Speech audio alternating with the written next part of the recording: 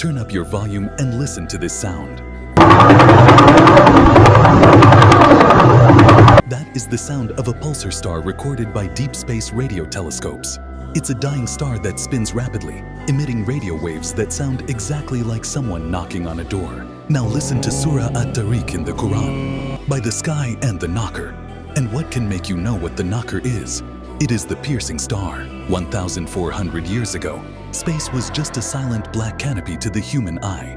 Yet, the Quran accurately described a star by the exact knocking sound it makes, a sound we could only hear in the 20th century.